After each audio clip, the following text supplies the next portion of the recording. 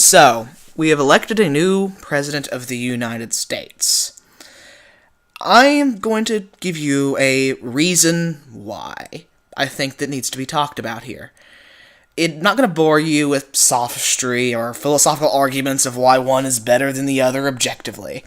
I'm going to tell you a story from the eyes of the working class that clearly voted for him. And it's a story that has to begin in the 90s. This is the full honesty here. Let's go back to the 90s and talk about NAFTA.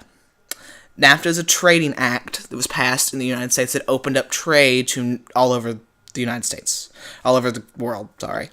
And in that sense, what happened is jobs up there in that Midwest portion, the Rust Belt, they started to leave you. Now imagine this. Your jobs are gone. Your car manufacturing, your steel mill production, all of these production factories are gone. This is the lifeblood of your economy that keeps you stable.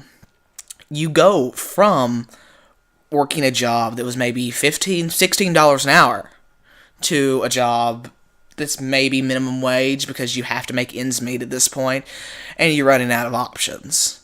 So all the steel mills are gone. So, in turn, what then happens is you end up living this life. Things aren't horrible yet. And then in turn, the housing crisis comes, which is also a turn of 90s political policy. That's the full reality here. You then may lose your house. You were a middle-class family. Now you're destitute.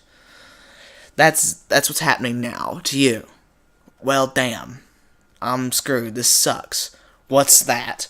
A man around 2008, 2007 was talking about hope and change.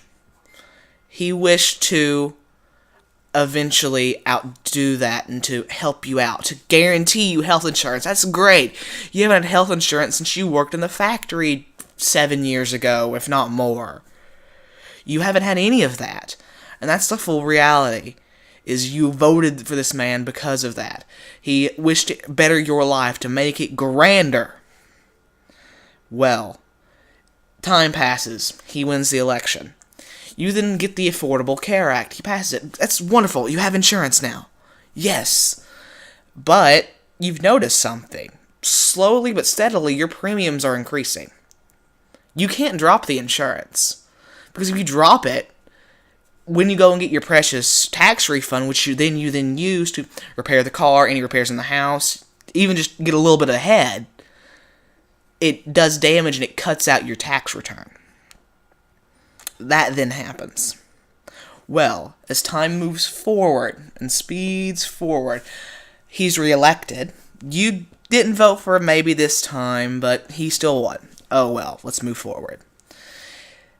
About 2014, the Democratic Party that you humbly believed in for all of these years, that said that they were of the working class, start pointing the finger.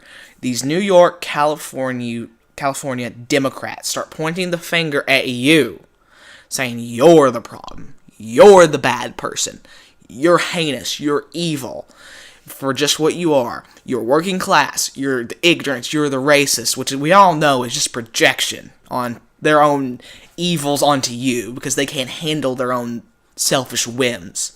But they're blaming you, they're pointing the finger, and then the Democrats get behind it during the 2015 election, calling everyone who doesn't agree with them sexist, racist, whatever it minds you. You were then told you're the blame.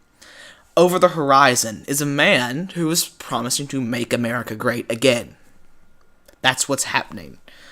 He wants to bring back the manufacturing jobs. He wants to shrink down NAFTA, destroy NAFTA, and remove what would become the TPP, which would do more harm to your area. Time speeds forward. You're continuously blamed. You are the deplorables, the heinous, the evil of America for just being who you are. Well, is it any wonder that Donald Trump won this election? Is it any wonder? It's referred to by the Dems, liberals, the big city liberals. That area that voted for him was referred to as flyover country, where the dumb yokels live. That's why he won. You abandoned them. You left them to the wolves and then blamed them for all the bad things. You couldn't own up to your shit.